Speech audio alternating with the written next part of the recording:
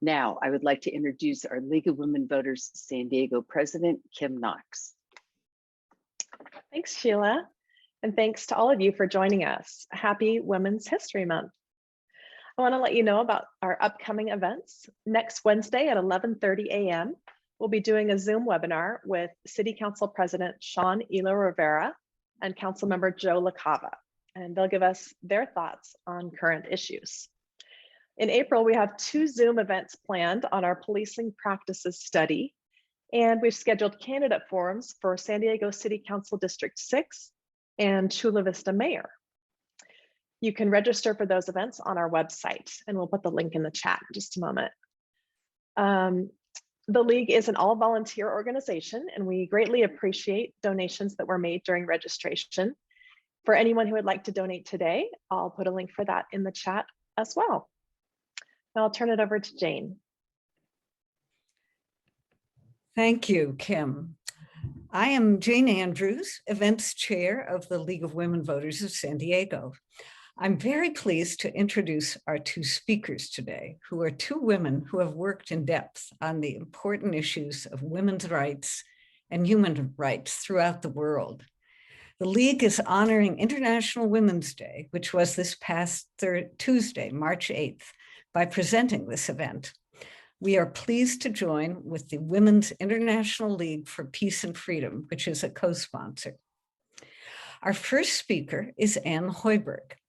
Anne is a longtime member and past president of the League of Women Voters of San Diego.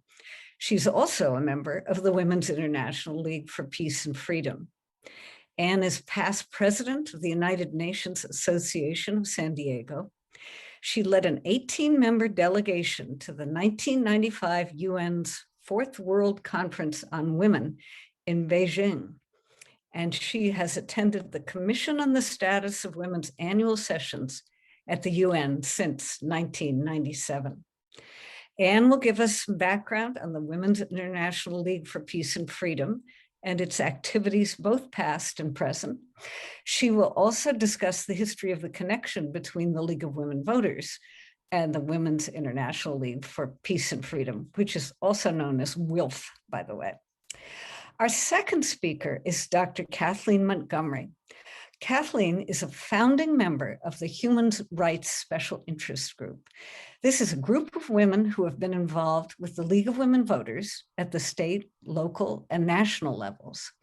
They came together after representing the LWV US at the UN Commission on the Status of Women in 2019. Their group, the Human Rights Special Interest Group, has the goal of educating leagues and others about human rights. I strongly encourage you to look at their website, hrsig.org, which I'll put the link to that in the chat. It has impressive publications and briefing books on human rights that they have written for leagues with strategies to address human rights topics. Kathleen also serves as the Director of International Relations for the League of Women Voters of Orange Coast, California. She is Professor Emerita of Organizations and Management at UC Riverside.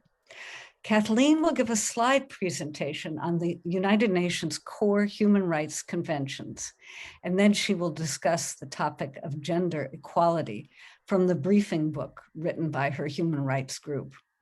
After they have spoken, we look forward to having about a half hour of questions and answers.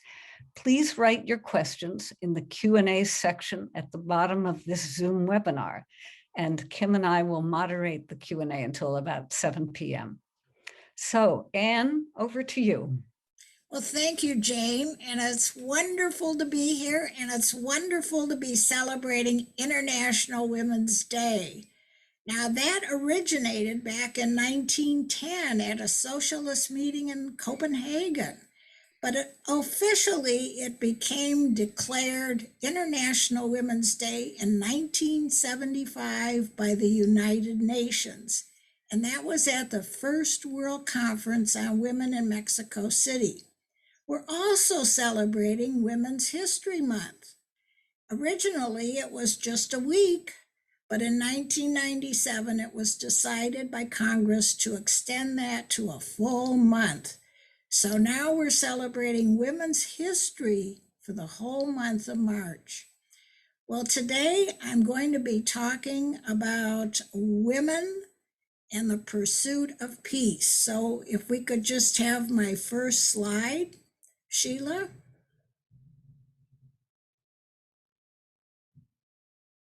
So we will be talking about women promoting the process of peace. Sheila, you can switch to the next slide. And I'm going to start out by talking about social movements. And the very first one was the Abolition Movement, which was to end slavery in our country. And that movement started in the late 1700s. And the Quakers were very involved in that, as were women. But it was finally decided by Abraham Lincoln to have the Emancipation Proclamation in 1863. So many states had already made slavery illegal, but it did take the proclamation to make it universal across our country. The temperance movement was a big issue for many women. Elizabeth Cady Stanton was particularly interested in that. She didn't think it was a good idea that so many women were married to alcoholics. So the 18th Amendment was enacted. It was ratified in 1990 and 1919 and went into effect in 1920. It was repealed in 1933. And of course, for all of us women, we've always celebrated the ratification and certification of the 19th Amendment, granting women throughout the United States the right to vote. Now, we have had the Civil Rights Act of 1964, another major movement, and we women celebrated Title VII, which does not allow discrimination in housing, on the job, or in education. And finally, we have Title IX of the Patsy Mink educational amendments. And that Title IX really allows women to have equal opportunities in the educational community. And of course, we're still working to ratify the Equal Rights Amendment, and it should be. So next slide. The Equal Rights Amendment has been ratified by 36 states. Okay, now we're going to talk about the peace movement and the involvement of women in the peace movement. And I put up this slide to show the Peace Palace at The Hague. And Andrew Carnegie donated $1.5 million to The Hague to create this wonderful building. Next slide. And I'm going to talk about two very determined suffragists and pacifists. And those two women are Jane Addams and Keri Chapman Cat. So this will be an exciting display of these two amazing, remarkable women. Next slide. Now, back in 1918, these two women, and at that time, Keri Chapman Cat was president of the International Woman Suffrage Alliance. And she had been working on getting women the right to vote throughout the world. And Jane Addams had created the Hull House in Chicago. And the two of them invited 3,000 women to meet at the Willard Hotel. Now, we've been hearing about the Willard Hotel concerning the January 6th insurrection. Apparently, some of those people were meeting at the Willard Hotel. But back in 1915, it was a Women's Peace Congress. And at that time, they created a program for constructive peace. And they also formed the Women's Peace Party. And it was decided at that time to do a major Congress at The Hague. So 1,500 attendees attended that Hague Congress, and 47 women actually took a ship to the Netherlands and they managed to make it through the ocean and to land without having the ship torpedoed by the Germans during World War I. An amazing, amazing trip for these incredible women. So Jane Addams chaired the session. By that time, she was president of the Women's Peace Party. And those women worked at really creating resolutions to create peace, to end World War I. That was their main goal of being at The Hague. And they included a proposal that they were going to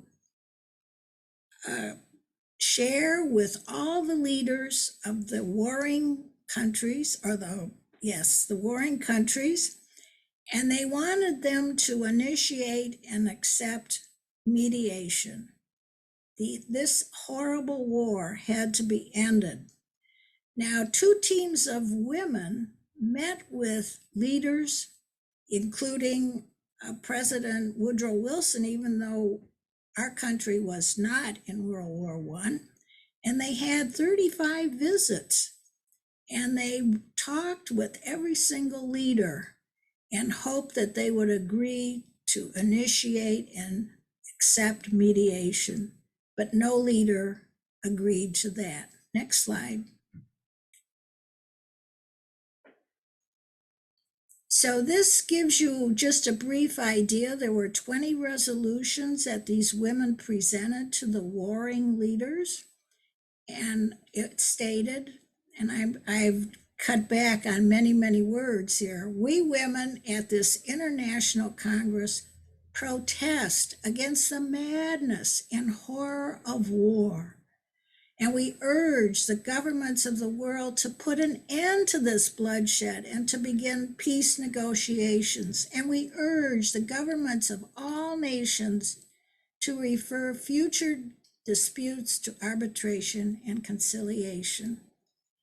What a group of powerful women to try to do this, to create peace. Next slide. Now, those 2 advocates of peace and women's rights, Jane Addams and Keri Chapman Cat, really had amazing careers. Now, as I mentioned earlier, Jane Addams founded Hull House. And back in 2017, I had the opportunity to attend a WILPF conference on the campus of the Chicago University of Illinois. And that was the site of Hull House. Now, when Jane Addams, and she was quite the shrewd businesswoman, created 12 buildings on that same location, only 2 survive. And it was fascinating to visit Hull House Museum and see how it all originated back in 1889. Now, Hull House continues, as I said, but back in the day, 1,000 people would visit Hull House every week, 1,000 people. So Jane Addams had created quite a community there to meet all the needs of those in the neighborhood. Now, Jane Addams was also a dynamite speaker, and she also was a writer, and she wrote the book Newer Ideals of Peace, and that was first published in 1906 and republished in 1907. She created the National Conference of Charities and Corrections. She was so concerned about what was going on as far as society, specifically in the Chicago area. And she was also actively involved in the Women's Peace Party as president. And she was working on child labor laws, which one was finally passed in 1916. She was very concerned about women working long hours and, of course, for unequal pay, which we're still working on. She was instrumental in founding the ACLU, the NAACP, and she was very active in the National American Women's Suffrage Association. And she served as president of the Women's International League for Peace and Freedom from 1919 until 1929, and then she became honorary president. And to really acknowledge her major contributions to peace, she received the Nobel Peace Prize in 1931.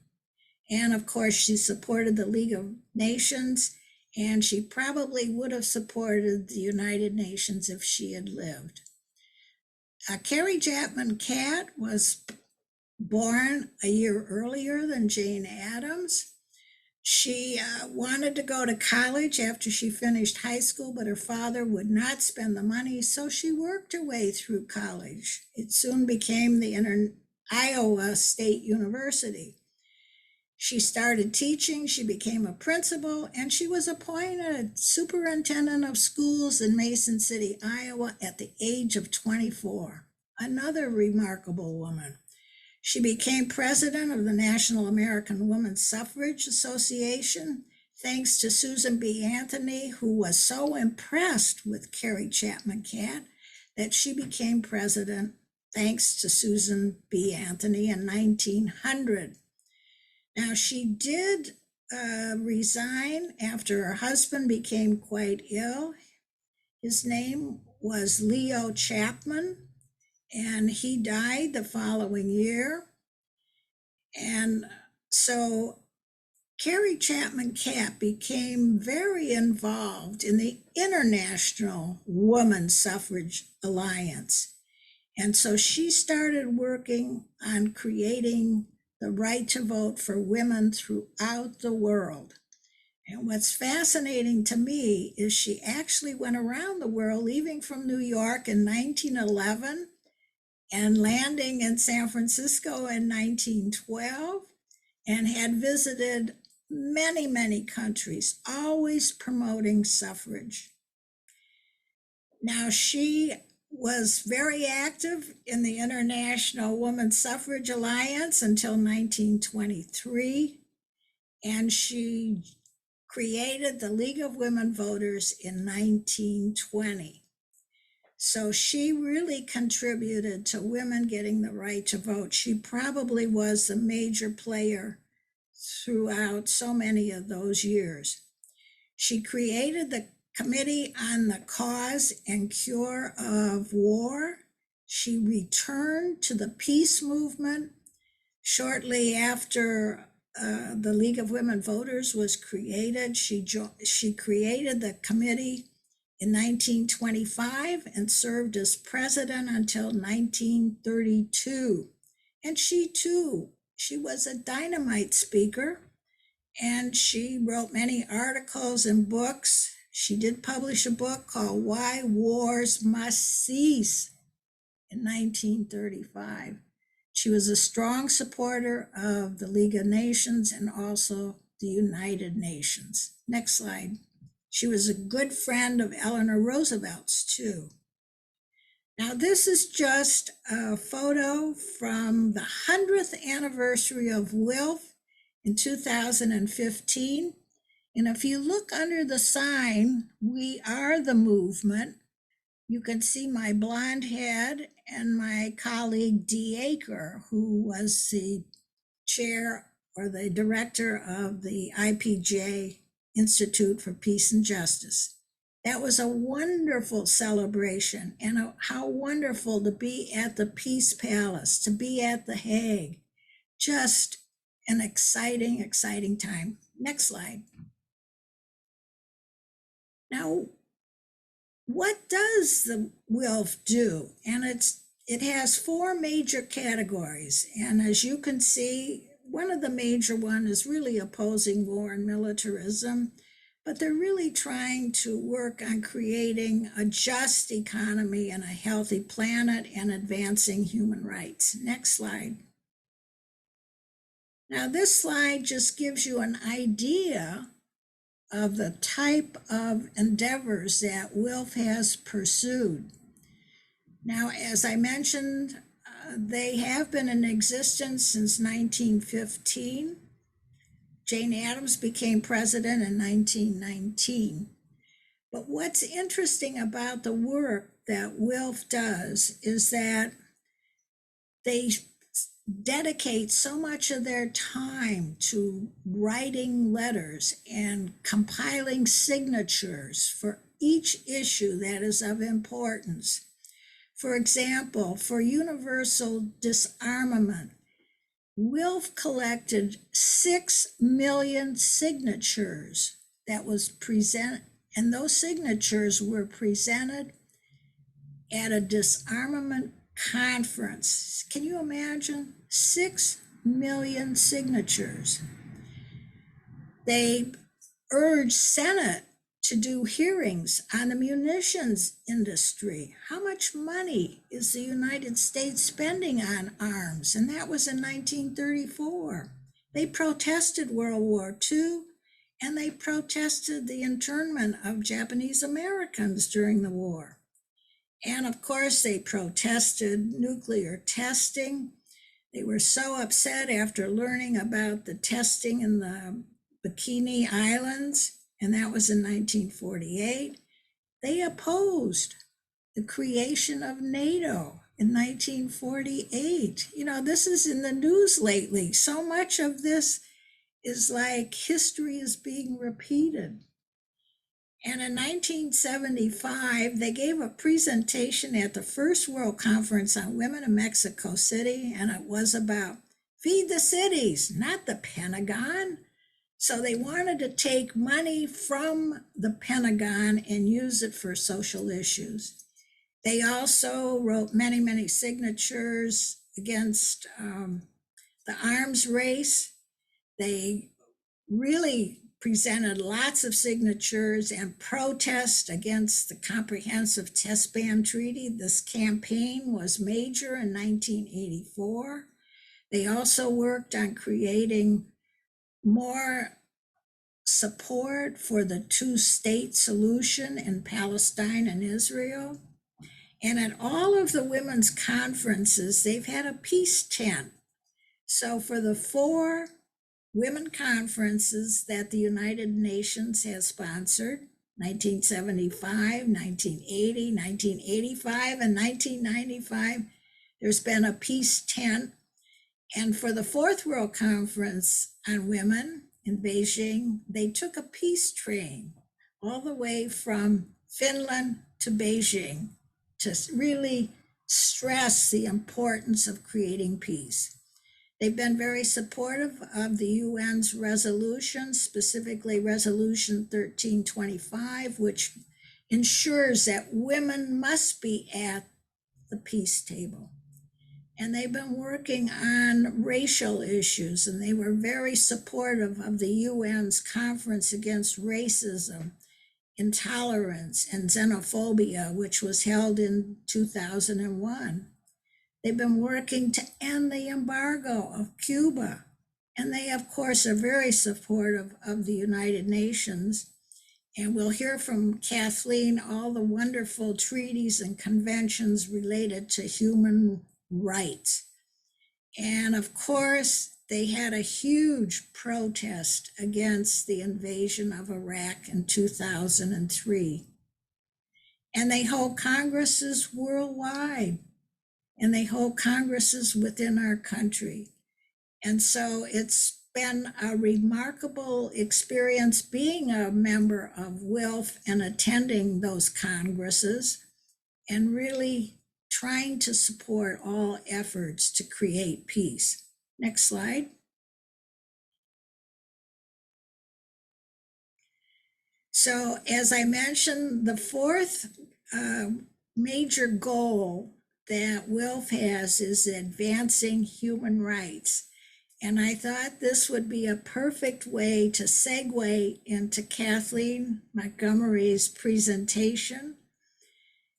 As you know, Eleanor Roosevelt created, well, with a little help from her committee, the Universal Declaration of Human Rights, but we'll hear more about that from Kathleen.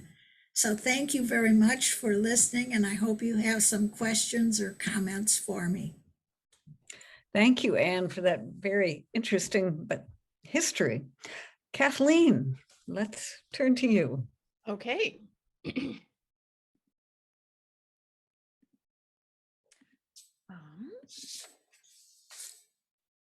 Can you see that clearly? Yes. Okay, oh, that was an absolutely fascinating history, and I really appreciate that. You told me things that I didn't know, and I want to read even more about it. So thank you so much, and I appreciate the segue. And it's absolutely delightful to be with all of you tonight.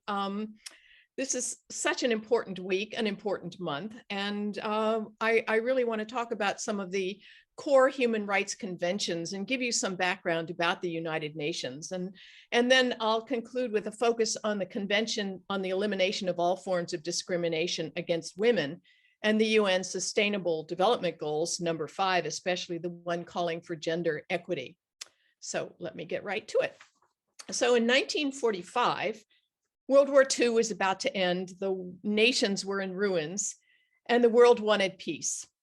Representatives of 50 countries gathered in San Francisco at what was called the United Nations Conference on International Organization. And the outcome was the UN Charter, which was officially adopted on October 24th, 1945. And every year since then, we celebrate October 24th as United Nations Day. Today, there are 193 member states of the UN, and 3 pillars characterize the UN's mission: peace and security, development, and respect for human rights. And I'm going to be talking about this 3rd pillar today. So a little bit of information about the organization of the UN with regard to human rights. The UN Office of the High Commissioner on Human Rights is the primary UN body that's specifically tasked with overseeing the UN's human rights mission. This was established in 1993 following the World Conference on Human Rights that took place in Vienna. The current UN High Commissioner on Human Rights is Michelle Bachelet, the former president of Chile, and she says it like this, quote, "There are certain things our governments must do to help us reach our potential. These expectations and claims that we have of our governments are called human rights. Every man, woman, and child has them, and we call on governments to respect our rights, to protect our rights, and to fulfill our rights." And the Office of the High Commissioner on Human Rights supports the committees, which are also referred to as treaty bodies, that are created by each of the conventions that I'll be speaking about in a minute. And they're constituted of independent experts who monitor the member states' compliance with their treaty obligations, and they provide feedback when they're considered lacking in compliance. Unfortunately, the UN doesn't really have any enforcement mechanisms other than feedback and international scorn. But nevertheless, it's considered an extremely important component of being a signatory to these various conventions that I'll talk about. But let me step back for a minute to add to some of the history that Anne gave us, but I'm going to go back even farther. And long before the UN was created in 1945, there were many attempts to try to incorporate human rights principles into government and religious documents. And some of the most notable ones appear on this slide. And these precursor documents laid the foundation for some of the present day human rights conventions, including the Universal Declaration of Human Rights that I'll talk about in a minute. The Magna Carta, the first one, which is Latin for Great Charter, human rights were abjectly missing from the lives of the wealthy barons in medieval England. And in 2015, the barons threatened civil war and brought King John to the negotiating table in Runnymede, and the king granted them some political rights as, quote, free men, including limiting times when the king could raise taxes without their consent. But it was not without controversy. Pope Innocent III tried to void the Magna Carta, calling it harmful and shameful. But eventually it was brought into effect. And even though it protected some liberties for some citizens, namely the wealthy barons, it's been referred to as the foundation of the freedom of individuals against the arbitrary authority of the despot. So the human rights document that we're all familiar with, that we learned about in school, was written 5 centuries later, our Bill of Rights, which constitutes the first 10 amendments of our Constitution. And the Bill of Rights spells out, we all know this, the rights in relation to our government, the rights to freedom of religion, speech, press, assembly, those kinds of things, and also sets out rules for due process of law. An interesting note, the Bill of Rights was drafted in 1789 by James Madison after George Mason and other representatives to the Constitutional Convention refused to agree to the proposed Constitution unless it contained an explicit Bill of Rights. And it was written in 1789 and then ratified by 3/4 of the states by 1791. And the third precursor document I just want to mention is the French Declaration on the Rights of Man and the Citizen. And this was written in 1789 during the French Revolution. It was based on the principle that the rights of man were, quote, natural, universal, and inalienable. Interestingly, it was drafted mostly by the Marquis de Lafayette, who collaborated with his friend Thomas Jefferson, and both of them acknowledged being influenced by the Magna Carta. So jumping forward about 150 years, as the UN was coming into existence, world leaders were inspired to draft an aspirational human rights document. And as Anne mentioned, former First Lady Eleanor Roosevelt, who was a passionate supporter of the League of Women Voters, was appointed to chair the commission that drafted this document. And the Declaration is considered a milestone document in the history of human rights for several reasons. It sets out a common standard of achievement for all people and all nations. And thus it's more far-reaching than the precursor documents I mentioned, because it's not specific only to a certain society or segment of society or a particular country. And it's also notable that it's been translated into 500 languages. It was proclaimed by the UN General Assembly on December 10th in 1948, and December 10th every year is celebrated annually as the Human Rights Day. So what does the Universal Declaration of Human Rights say? Let me go back one. It has 30 articles. The first 6 I've listed up here. Not surprisingly, given that the drafting committee was chaired by a former US First Lady, there's some strong similarities to the UDHR and our Bill of Rights.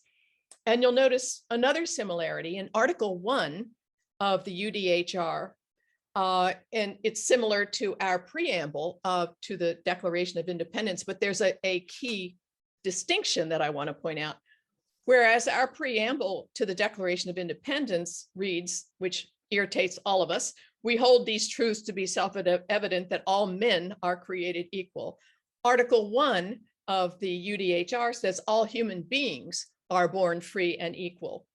And an interesting note, the initial drafts of the UDHR also said all men are born free and equal, which pretty much reflected the language from the precursor documents that spoke of the rights of man. But a delegate to the UDHR drafting commission, Hansa Mehta from India, argued successfully for more inclusive language that didn't only speak to the rights of man, but the rights of all human beings.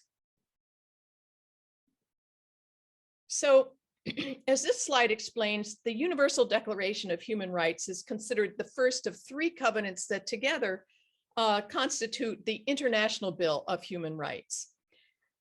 So the Universal Declaration of Human Rights in orange on the left is considered the foundational aspirational documents. And the next 2 are kind of help to operationalize the aspirations that are in the UDHR. And they lay out explicit commitments and obligations that the signatories agree to. And each of the covenants also establishes a committee, which I said are referred to as treaty bodies, that are charged with monitoring the compliance with their obligations through periodic reports that the member states submit. So what do these other documents say? The ICCPR proclaims that all people have the right of self-determination, to take part in public affairs, to vote, and to have access to public services without regard to any distinctions such as race, color, sex, language, religion, political opinion, or national origin. In addition to the ICCPR, the third document that's considered part of the International Bill of Human Rights is the International Covenant on Economic, Social, and Cultural Rights. And this one covers human rights pertaining to health, education, labor, food, housing, water, Social Security, the right to work, and the right to an adequate standard of living. In 2019, the UN High Commissioner on Human Rights, Michelle Bachelet, declared, quote, "Social protection is a fundamental right and is also a safety net, particularly in times of turbulence and crisis." So let me just mention then,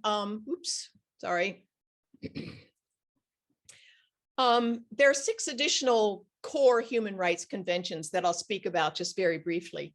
And these conventions, rather than articulating general human rights for all people, as the previous ones that I've talked about did, these target specific groups of people, racial groups, women, individuals being detained or incarcerated, children, migrants and their families, and persons with disabilities. So let me just say a few words about each of these to give you a little background. The International Convention on the Elimination of All Forms of Racial Discrimination condemns racial discrimination and racial segregation. I think it's very telling that this was one of the earliest conventions that the UN General Assembly adopted following World War II, and reflecting abhorrence with the atrocities that were committed during World War II. The preamble to the ICERD did not mince words. It says that the UN finds the existence of racial barriers repugnant to the principle of human dignity and equality, and it condemns any doctrine of superiority based on race as scientifically false and morally reprehensible. All member states who ratify the ICERD commit to educating their people about tolerance and friendship between all people of all racial and ethnic groups. The UN General Assembly adopted what's referred to as UNCAT, the UN Convention Against Torture and Other Cruel, Inhuman, or Degrading Treatment or Punishment, following Article 5 of the Universal Declaration of Human Rights that specifies, prohibits this kind of treatment. And signatories to this convention commit to educating law enforcement, medical personnel, public officials, and others about the prohibition against torture under any form of arrest, detention, or imprisonment. I should note that this became an issue during the early George Bush administration following reports of waterboarding, sleep deprivation, and other punishments of detainees at Guantanamo Bay that were considered in violation of UNCAT, and the US is a signatory to UNCAT. However, as I mentioned, the UN has really limited capability to enforce international norms other than, or to impose sanctions other than international scorn and repudiation. In 1979, the UN declared International Year of the Child, and 10 years later, the UN General Assembly adopted the Convention on the Rights of the Child. The CRC has 54 articles that focus on what has been referred to as 4 Ps: participation by children in decisions that affect them, protection of children against discrimination and all forms of neglect and exploitation, prevention of harm to them, and provision of assistance for their basic needs. And although US delegates played an integral role in drafting the treaty, the US has yet to ratify the CRC in full. However, they did ratify what are referred to as optional protocols, where several member states have if they don't want to adopt the whole thing, they can say, well, this part of the convention we will sign on to. And the optional protocols that the UN signed for this specifically prohibit child soldiers and child sex trafficking.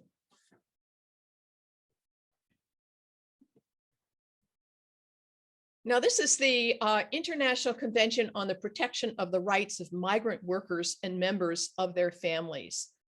This articulates rights that mirror those spelled out in the UDHR during the entire migration process. And it's important to distinguish this from the Geneva Convention and other UN documents that address refugees. This does not address refugees, and it really predated the recent movement of large numbers of refugees into Europe and the US, even today.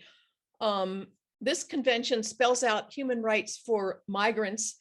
A migrant worker is referred to as a person who is engaged in remunerative activity in a state in which he or she is not a national. And it also covers the entire migration process. Nevertheless, this groundbreaking convention has been used over the past 3 decades to set the foundation for subsequent treaties that specifically talk about refugees.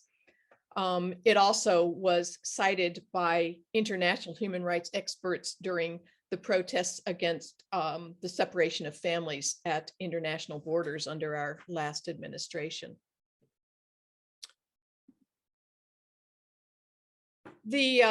The first comprehensive human rights treaty of the 21st century was adopted in 2006, the Convention on the Rights of Persons with Disabilities. And this reaffirms that all persons with all types of disabilities must enjoy all human rights and fundamental freedoms. And I think it's really important to recognize that the general principles of the CRPD emphasize respect for differences and acceptance of disability as a part of human diversity and humanity. And it also identifies areas where adaptations are needed for persons with disabilities to effectively recognize their human rights. So let me turn now to the United Nations efforts specific to gender equality because of this special week and special month. The largest document that the UN has adopted is the Convention on the Elimination of All Forms of Discrimination Against Women, or CEDAW, which was adopted by the UN General Assembly in 1979. And it was drafted by representatives from around the world to the UN Commission on the Status of Women in the early 70s. And it begins with the comprehensive definition of discrimination against women. I'll just read a little bit of it. Any distinction, exclusion, or restriction made on the basis of sex that has the effect or the purpose of impairing or nullifying the recognition, enjoyment, or exercise by women of their human rights and fundamental freedoms in the political, economic, social, cultural, civil, or any other field. It's pretty comprehensive. So CEDAW has sometimes been referred to as an international Bill of Rights for women, and it's been called a roadmap of human rights.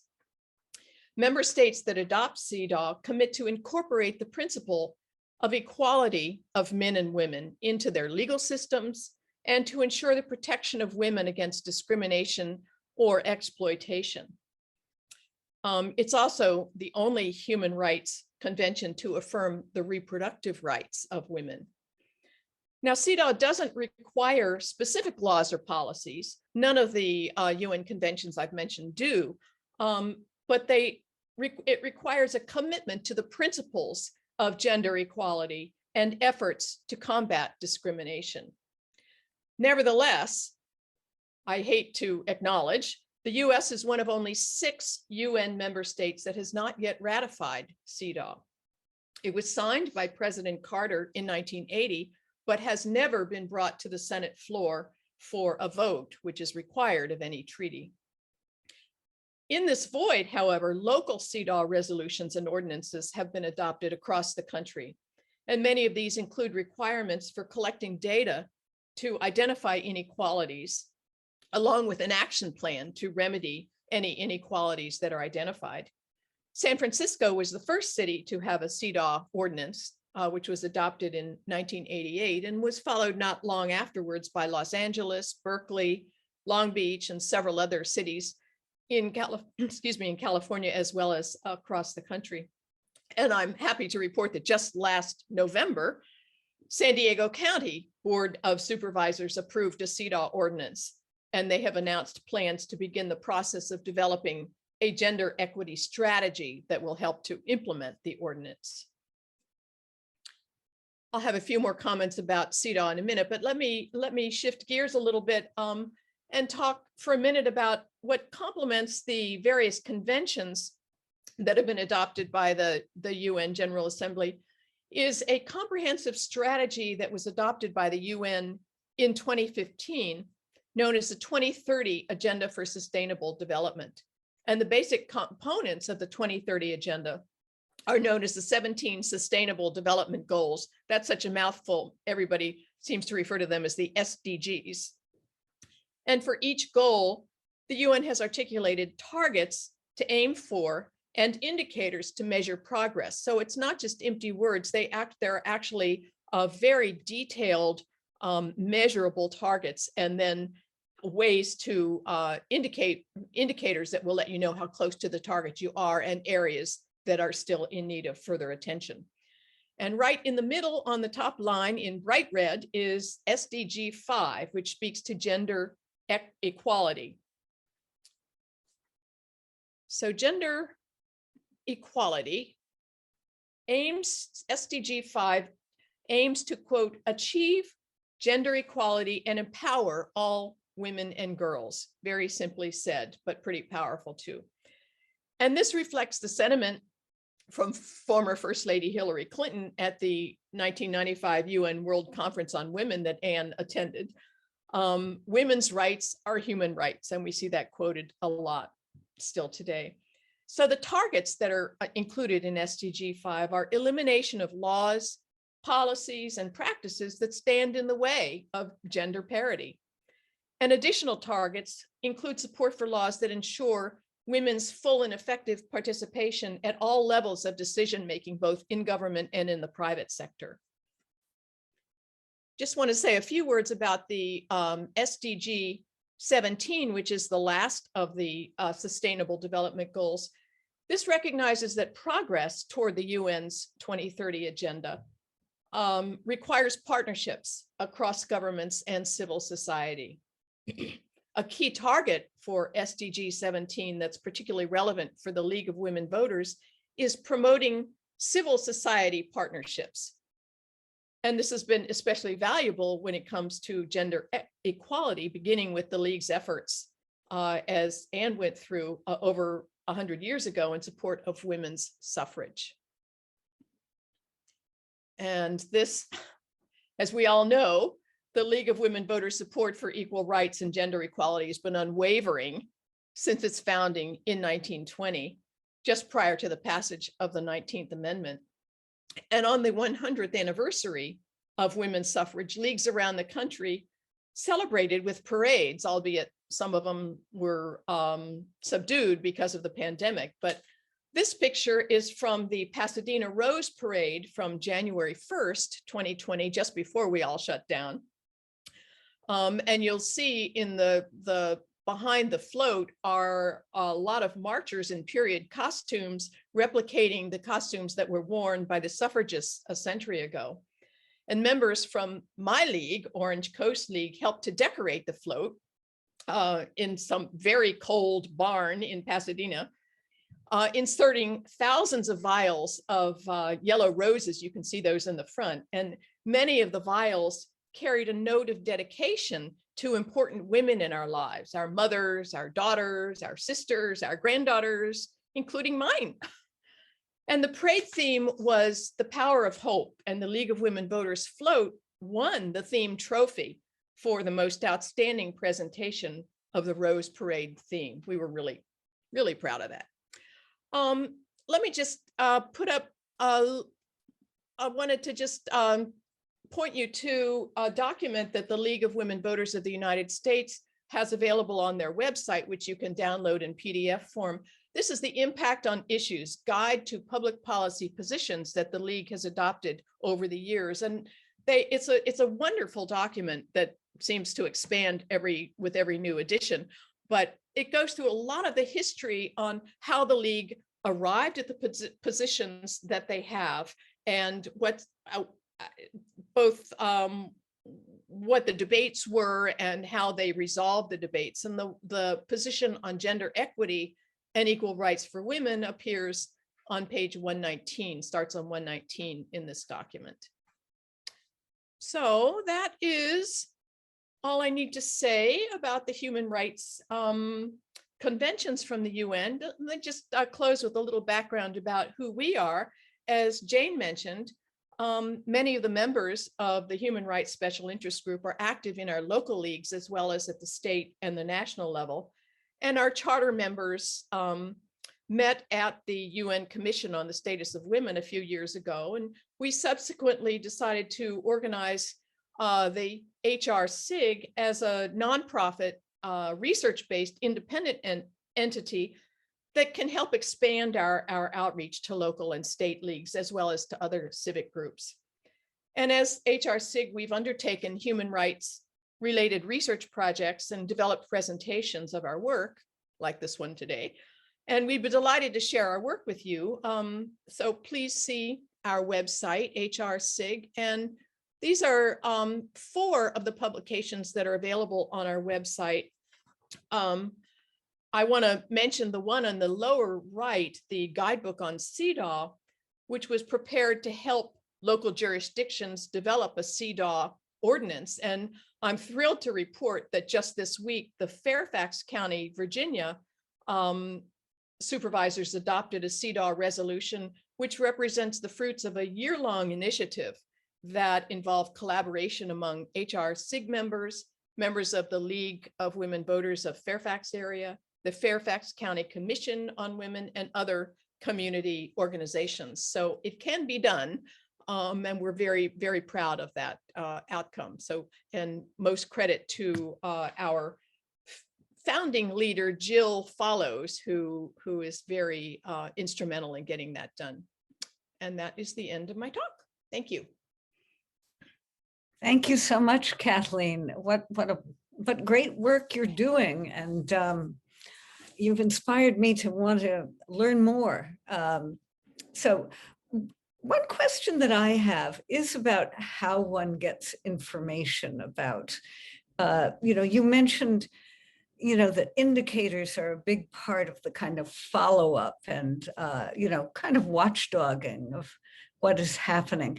Could you tell us a little bit about how we could learn about those indicators and where we could get information on, how people are doing with them? Because I guess the goal is to kind of watch what countries are doing for the better or not for the better.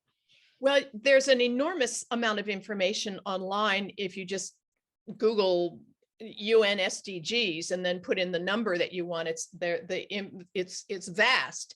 What I don't know is how readily you can obtain the information about what each of the countries, the UN member states, is doing for each of those. I frankly haven't looked at that specifically, but there's so much online about that I think you can begin to see we have one of our whole briefing books is looking at the SDGs going through the whole 17 and talk in brief about what some of the indicators are and what the targets are, and then the indicators, and then what some of the leagues across the country have done. But there's a vast amount of information. It's not very difficult to try to sort that out. That's great. And one other question along those lines, are there any particular watchdog groups or NGOs that are particularly effective in following these issues? Anne may be able to answer that Yeah. a little more than I could. Watchdog groups, I don't know that you would call the League a watchdog group. Right. And I don't know that WILPF is considered a watchdog group, but there are a lot of just a lot of NGOs that are involved in human rights and various elements within. I mean, the SDGs, there's 17 of them, and they're comprehensive. They cover the environment and quality of life and education and health and all of that kind of thing. And so there are interested groups that probably hone in on each of those things. There's just, it's the topics are so vast that there isn't just one particular group that covers the whole thing. Why did WILPF oppose formation of NATO? Well, WILPF is very much against militarism. And one of the statements that came out early in the Ukraine-Russian situation was, please do not have any country send weapons to Eastern Europe. So WILPF has always been very concerned about weaponizing countries. And of course, NATO is made up of so many countries that have been participating militarily throughout the world. In fact, NATO was a very strong force in Afghanistan, and a dear cousin of mine from Denmark served in Afghanistan as a nurse, and she was serving through Denmark and through NATO as a member. So that is why WILPF has been very much against NATO, and certainly against expanding NATO. So it's definite reluctance to anything that will militarize a country. And we all have to work together to prevent all wars and stop militarization. So that's WILPF's position. Thank you. Here's a question that I think is maybe most directed to Kathleen, but either of you might have comments on it. Which conventions has the US signed on to, and which UN conventions has the US not signed? Well, sadly, the number that they have not signed on to is a much larger number than the number that they have signed on to. They've signed on to the initial ICCPR, which is the convention on the, let me see if I get that acronym right, the International Convention on Civil and Political Rights. They have signed on to the International Convention for the Elimination of Racial Discrimination. And they've signed on to UNCAT, the Convention Against Torture. They've also signed on to parts of the Convention for the Rights of the Child. I mentioned that against child soldiers and child trafficking. But all of the others, no. As probably most of you know, there's been kind of a fraught relationship between the US and the UN since the beginning.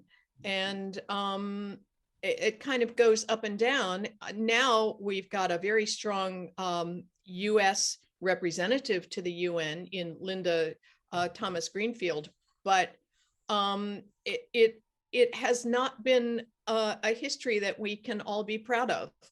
And the situation with CEDAW is especially a challenge because it was somehow talked about by those who oppose women's rights as being a radical feminist agenda.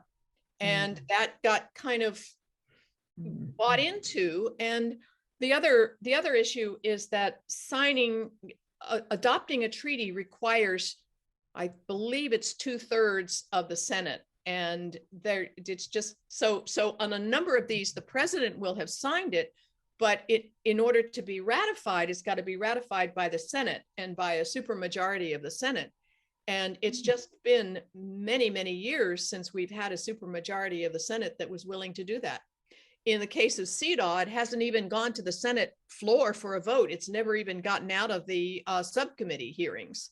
And the last subcommittee hearings, I believe, were in 2010, which is why the quote cities for CEDAW initiative was started to try to say, okay, we'll go around the UN and we'll just have it done at the local jurisdiction level in counties and cities across the country. And that's been pretty successful and continues to be. Yes, and by the way, the County of San Diego, just this week, the commissioners for the status of women and girls unanimously approved the draft ordinance. Great. And the public input phase will begin next week. It'll come before the Board of Supervisors in April. Yeah. We're excited about that. There was something that they approved back in November, but it was. They approved drafting an ordinance. Now it's been drafted, and the Okay. commissioners like it. Several And so it'll, steps. yeah. Yeah. It was brought on the floor of the Senate back during Jesse Helms' era. And he was the one who put a hold on it so that CEDAW was not considered. Yeah. Yeah. It's too Yeah. bad. I mean, CEDAW is referred to, I mean, the acronym is called CEDAW, and Jesse Helms called it HEHAW. Oh my. I know. Wow. Is there a reason why it's a super majority is required? Is that because it's a treaty or that? I don't know the institutional background on what the requirement is for adoption of a ratification of a treaty. It's not just these UN treaties, it's any treaty. Yeah, okay. I think it's related to the fact that international law becomes the supreme law of the land. And that a lot of senators are probably very much against having international law have greater relevance or greater supremacy to all of our federal laws. Well, there are a lot of theories about that, and you're right that is one of the fears. But these conventions aren't really laws; they are just they're sort of commitments. It's not saying you have to adopt this particular law. It's saying you are agreeing that you will make a commitment to try to reduce discrimination against women. So they're not specific laws that have to be, at least in the case of these human rights conventions that I've been talking about. But nevertheless, there still is this sort of balance between US exceptionalism and, international norms that a lot of politicians don't want to go that route. Yes. Well, we do have another question. This one's from Ann Barron. She says, the mayor of San Diego had promised to stop military weapons transfer to our police. Now, San Diego Police Department is demanding more military grade weapons and equipment. The sheriff's office brought in military tanks during protests over the murder of Alfred Olongo by law enforcement. How can we demilitarize our police? Well, maybe we should make WILPF a little bit more powerful and start a signature protest. Maybe that would have some influence. Well, Anne has a number of questions for us that are good ones. She asks if any group is interested in doing a UN report card, specifically on the issues of women's equality and equity. What do you think of the concept of a UN report card? What would that show? What would be, I mean, I'm not quite sure what that would, where we would go with that. A report card on how the UN is doing, on how the member states are doing? Well, I guess those are good questions. I think she probably means how each country is doing on issues of women's equality and equity. Yeah. Well, But that's what usually goes on at the Commission on the Status of Women. Yeah. There will be a report from every country that attends this CSW. So that's an important part of rating how countries are doing as far as different treaties go. But primarily at the CSW is the fact that we all, 189 countries, agreed to implement the platform for action that came out of the Fourth World Conference on Women. And President Clinton was so determined that we in the US would implement those actions, the platform for action. And as a result, he created an interagency council on women. And they would meet every other month to determine what in our government was doing to promote the actions in that platform for action. And it concerns 12 different critical areas of concern. So every CSW meeting usually addresses maybe 2 or 3 of those 12 critical areas, or they'll do a general report on the 12 critical areas and the actions that every country agreed to implement. So it's an issue that the CSW really works on. And so we do have some sort of a semblance of how countries are doing as far as implementing. I can give a perfect example. So many countries are really trying to address the one critical area of concern, which is women and decision making. And it wants more women to run for political office. And we're seeing such an increase in the number of women running for office and serving now. And it's just about reaching critical mass, which is 30% across the world. So 61 countries have reached more than 30% in its parliament or Congress. So this is phenomenal. And here in the US, we're inching up there. We're at 27.7% in our House of Representatives. We're pretty close to critical mass. So this has been a crucial area. And of course, we're doing quite well in women in education, another critical area. The one area that's not doing well is ending violence against women. So it's women and violence, and that is a crucial issue, pretty common to all countries in the world, except for many of the Nordic countries. And when you attend the Commission on the Status of Women every year, are you an observer, or what's your role? Well, I've been an observer, but not a designated observer. There are observers that come from the League of Women Voters. I've strictly been a delegate representing an NGO, and that's how most people go. But one year I went as a member of the press, which was wonderful because I could attend what was going on with the government delegates.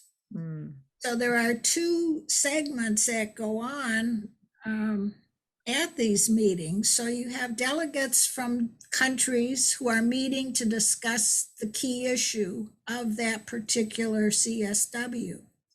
And then you have the NGOs and non-governmental organizations that are putting on panels and presentations and lobbying with their government delegates about the key issue of that CSW. Well, this has been a really interesting discussion. We're so grateful to both of you for sharing your information with us. Yeah, thank you so much. You know, it's a kind of a whole world to learn more about, and I'm grateful for the work that both of you have done on this. So we will be having a survey, which for this event, which should turn up in the chat, and when you leave the event, the Zoom, it'll also show up. So we really appreciate getting feedback. And we thank everyone who has attended and thank our two speakers. Thank you. Good night. Thank you.